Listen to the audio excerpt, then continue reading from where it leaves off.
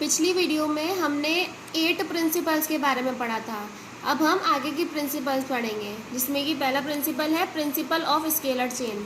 Scalar chain का मतलब होता है लाइन ऑफ अथॉरिटी, मतलब हर एक लेवल पर हर एक सुपीरियर बैठा होता है हमारी ऑर्गेनाइजेशन में, तो उन्हीं की जो एक हायरार्की हम बोल सकते हैं स्केलर चेन। ठीक है, कि सुपीरियर्स जो बैठे होते हैं या फिर जो उनकी चेन होती है हाईएस्ट से लोएस्ट रैंक तक की, तो हर एक पर्सन जो होता है ऑर्गेनाइजेशन में वो इस चेन को फॉलो करता है।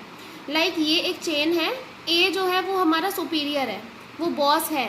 ठीक है, अब ये ई डी सी बी ये सब हमारे क्या हैं, सब इनके अंडर काम करने वाले लोग हैं। लेकिन अगर ई जो है वो सबसे लोएस्ट पे है, फिर उसके ऊपर डी है, फिर सी है, फिर बी है, ऐसे ही यहाँ का बोलेंगे। तो अगर कभी ई को ए से कोई भी इन्फॉर्मेशन शेयर करनी है तो पहले ई डी को शेयर करेगा इन्फॉर्मेशन, फिर डी सी को करेगा, फिर सी बी को करेगा, फिर बी ए को करेगा। ये प्रोसेस कभी टूट नहीं सकती बीच में, इसका कोई ब्रेक नहीं होता। लेकिन अगर कभी बहुत इंपॉर्टेंट इन्फॉर्मेशन है और वो इन्फॉर्मेशन हमें ई से ए तक या फिर डी से ए तक या फिर किसी भी एम्प्लॉय को कहीं तक भी पहुंचानी है, तो उसमें एक गैंग प्लैंक नाम की एक लाइन आ जाती है। तो वो इन्फॉर्मेशन हम ब्रेक डाउन कर सकते हैं इस हायरार्की को, और उस ब्रेक डाउन को हम क्या बोलते हैं, गैंग प्लान। तो फेयोल ने यही बोला है कि वैसे तो ये लाइन कभी स्किप नहीं की जाती है, चेन स्किप नहीं की जाती, लेकिन अगर कभी कोई इन्फॉर्मेशन इंपॉर्टेंट आ जाती है, इमरजेंसी आ जाती है, तो हम ये इसको चेन का एक शॉर्टकट होता है जिसको हम क्या बोलते हैं, गैंग प्लैंक। तो इसको हम बोलते हैं direct communication between the employees. अगर कभी एम्प्लॉय को डायरेक्टली कम्युनिकेशन करना होता है इमरजेंसी या अर्जेंसी के टाइम पर, तो हम इस चेन को ब्रेक डाउन कर सकते हैं। तो प्रिंसिपल ऑफ स्केलर चेन का एक पॉजिटिव इफेक्ट है सिस्टमैटिक फ्लो ऑफ इंफॉर्मेशन। जब हमारा एक एम्प्लॉय हर एक प्रोसेस से गुजर कर जाएगा, हर एक स्टेप से गुजर कर जाएगा, तो क्या होगा, सारी इन्फॉर्मेशन हर किसी एम्प्लॉय तक मिल जाती है। कोई इंपॉर्टेंट इन्फॉर्मेशन होती है जो कि हर किसी को मिलनी चाहिए, वो हर किसी को मिल जाएगी। अगला पॉइंट है no communication gap. Communication gap मतलब यहाँ पे भाई अब सारी इन्फॉर्मेशन अगर हर किसी को मिलेगी तो कोई कम्युनिकेशन गैप कभी होगा ही नहीं। लेकिन नेगेटिव पार्ट क्या है, अगर प्रिंसिपल फॉलो करूँ ही नहीं तो चैनल ऑफ कम्युनिकेशन गैप बढ़ता चला जाएगा। अगर कोई इन्फॉर्मेशन थी, कंपनी से इन्फॉर्मेशन मिली है कि कल से सभी को 9 बजे आना है, अभी टाइम था 10 बजे का, लेकिन बोला गया कि 9 बजे से आना है, लेकिन अगर ये इन्फॉर्मेशन डायरेक्ट डी ने आई को ही बोल दी और बाकी के जो बीच के एम्प्लॉयज़ थे उनको पता ही नहीं चला, तो ऐसे कम्युनिकेशन गैप की वजह से किसी को टाइम पता ही नहीं चल पाएगा। दूसरा पॉइंट है नो क्लियरिटी। किसी भी बात की कोई क्लियरिटी हो ही नहीं पाएगी, कोई क्लियर ही नहीं हो पाएगा किसी भी बात के लिए। अगला प्रिंसिपल है principle of order. Principle of order में ऑर्डर का मतलब कोई कमांड देना नहीं होता है, ऑर्डर का मतलब होता है चीज़ों को अरेंज करके रखना। मतलब हमारे ऑर्गेनाइजेशन में बहुत सारे लोग काम कर रहे होते हैं, बहुत सारे रॉ मटेरियल होता है, बहुत सारी चीज़ें होती हैं जो एक एक जगह पर रखी होती है। तो प्रिंसिपल में फेयोल यही बोलते हैं कि जितनी भी चीज़ें हैं वो सब फिक्स्ड प्लेस पर रखी होनी चाहिए।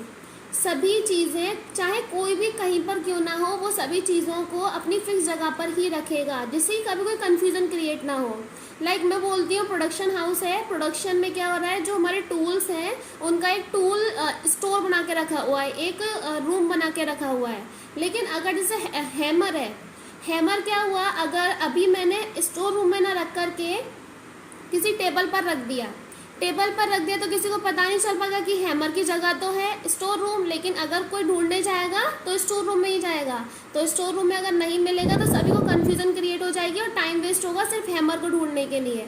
तो फेयोल यही कहते हैं कि हमें जो है ये जितनी भी ऑर्डर ऑफ मतलब जितनी भी रॉ मटेरियल हैं, जितने भी टूल्स हैं, जितने भी इक्विपमेंट्स हैं, सभी को जगह पर रखना चाहिए, फिक्स्ड प्लेस पर। अगर हम ये काम करेंगे तो उसके पॉजिटिव इफेक्ट्स क्या हैं, टाइम की वेस्टेज नहीं होगी, चीज़ें बहुत स्मूथली चल जाएंगी, सब स्मूथ वर्क होगा, सिस्टमैटिक वर्किंग होगी। लेकिन नेगेटिव इफेक्ट्स की बात करें, अगर ये काम नहीं करेंगे तो जहाँ हमारा टाइम बच रहा था वहाँ पे उतना ही टाइम हमारा वेस्ट हो जाएगा और सही पर्सन सही जगह पर कांटेक्ट कर ही नहीं पाएगा। अगला प्रिंसिपल है प्रिंसिपल ऑफ इक्विटी। इक्विटी के वर्ड से ही पता चल रहा है, मतलब कोई भेदभाव नहीं करना, कोई डिस्क्रिमिनेशन नहीं करना। तो इक्विटी का मतलब ही होता है काइंड, फेयर या जस्ट। सभी चीज़ों को ईमानदारी से करना, सब फेयर तरीके से करना और सब सही करना, जस्ट होना, मतलब किसी के साथ कोई भेदभाव वाली बात नहीं होनी चाहिए।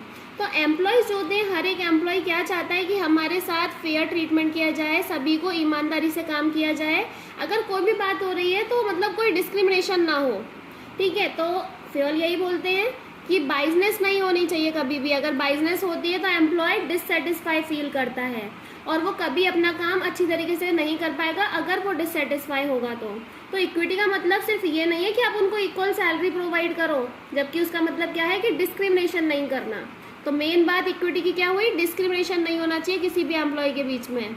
अगर हम ये नहीं करते तो पॉजिटिव पार्ट्स क्या मिलेंगे हमें? पॉजिटिव पार्ट ये है कि एम्प्लॉय सेटिस्फाई रहेंगे, अपने काम को लेकर के मोटिवेटेड रहेंगे, उनका जो मोरल है वो बूस्टअप होगा, वो लोग चाहेंगे ज़्यादा से ज़्यादा काम करना और ज़्यादा से ज़्यादा इस कंपनी के साथ अपना टाइम स्पेंड करना।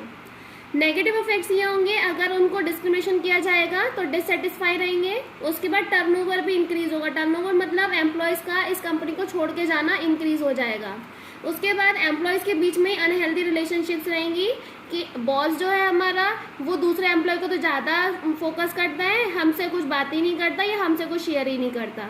ये प्रॉब्लम्स भी क्रिएट हो जाती हैं। Stability of tenure of personnel.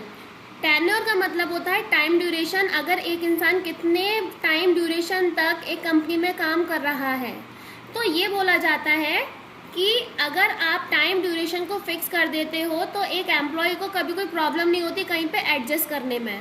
तो इसका मतलब होता है no frequent transfer and terminations. जल्दी जल्दी किसी का ट्रांसफ़र नहीं कर देना चाहिए, ज़्यादा से ज़्यादा टर्मिनेशन नहीं करने चाहिए। मतलब ये प्रिंसिपल ये बताता है कि an employee should be not be terminated और ट्रांसफर्ड फ्रीक्वेंटली। वही बात हुई कि हमें जल्दी जल्दी ट्रांसफ़र नहीं करने चाहिए किसी भी एम्प्लॉय को एक जगह से दूसरी जगह तक, कभी भी उसको टर्मिनेट नहीं करना चाहिए जल्दी जल्दी, ठीक है। It can lead to frequent turnover of employees. अभी मैं एग्जांपल दूं तो अभी आप जहाँ पर काम कर रहे हो वो यूपी में हो, यूपी में आपकी पोस्टिंग है, जस्ट 2 महीने बाद आपको ऑर्डर मिल गया कि अब आपको दिल्ली जाना है, उसके जस्ट 3 महीने बाद ऑर्डर मिल गया कि अब आपको मुंबई पोस्टिंग की जा रही है। तो पर्सन फ्रस्ट्रेट हो जाता है कि जैसे तैसे तो वो 2 महीने में एडजस्ट करना स्टार्ट हुआ था, चीज़ों को सीखना स्टार्ट करा था, तुरंत उसका ट्रांसफ़र कर दिया गया दूसरी जगह। तो इसका मतलब यही है कि इससे क्या होता है, एक तो पर्सन का टाइम वेस्टिंग होती है, ठीक है। अब जितना ज़्यादा वो जल्दी जल्दी ट्रांसफ़र होते रहेंगे उतना ज़्यादा उसे सीखने में टाइम लगेगा, जॉब में इतनी जल्दी सेटल नहीं हो पाएगा। लेकिन अगर इसी टाइम पे अगर उसको ट्रांसफ़र ऑफर मिल जाता है या ट्रांसफ़र का कोई ऑर्डर आ जाता है तो ये सब वेस्टेज ऑफ टाइम रहेगी।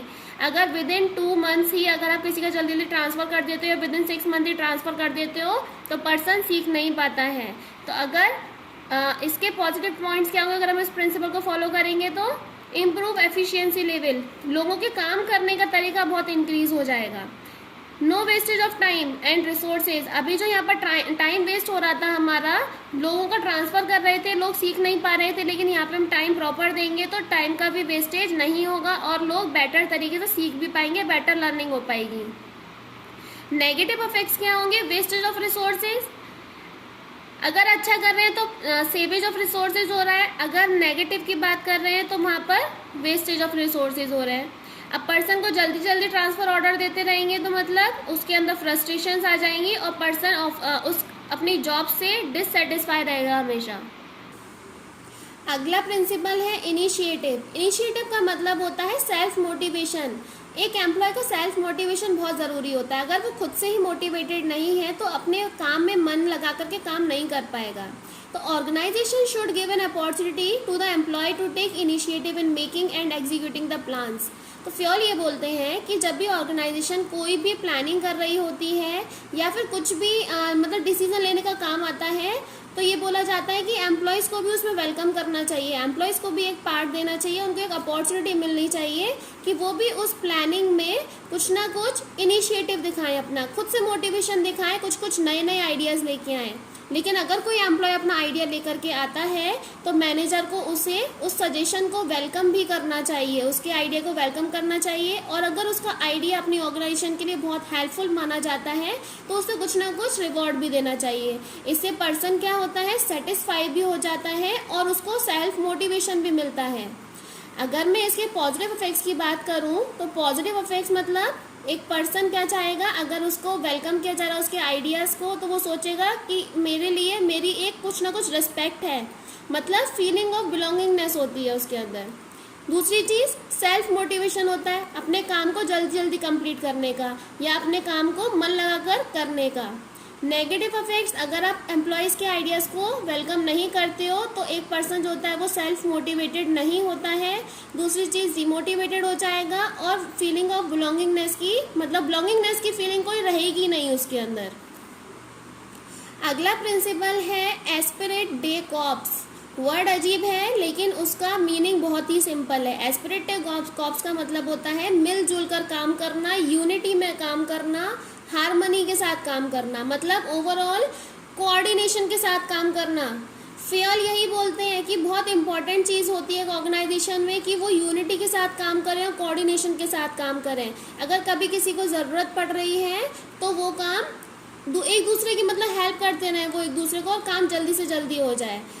एक और इन्होंने एडवाइस दी है कि मैनेजर को जो वर्ड है आई को कन्वर्ट कर देना चाहिए वी में। कभी ये नहीं बोलना चाहिए कि मैंने ये काम किया, उसे ये बोलना चाहिए कि हम लोगों ने मिलकर काम किया, तब जाकर के ऑर्गेनाइजेशन सक्सेसफुल हो पाई।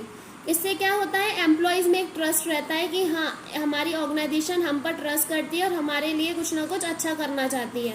उसके बाद बिलोंगिंगनेस की फीलिंग रहती है, वो चाहती है कि हाँ हमें एक रेस्पेक्ट वाली फीलिंग मिल रही है। तो अगर हम ये काम करते हैं तो उसका पॉजिटिव पार्ट क्या रहेगा, डेवलप टीम स्पिरिट, मतलब लोग अगर टीम में काम करते हैं तो ग्रुप गोल जो होता है बहुत जल्दी अचीव हो जाता है, ऑर्गेनाइजेशन के गोल बहुत जल्दी अचीव हो जाते हैं। यही बात दूसरे में बोली गई है, अचीवमेंट ऑफ ग्रुप गोल। जब आप टीम में मिलकर के काम करोगे, एक साथ काम करोगे तो ग्रुप का गोल भी बहुत जल्दी अचीव हो जाता है।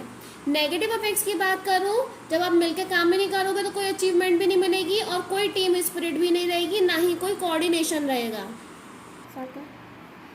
ये सारे प्रिंसिपल्स हम लोग पढ़ चुके हैं। अब अगली वीडियो में हम लोग F.W. टेलर के प्रिंसिपल्स पढ़ेंगे।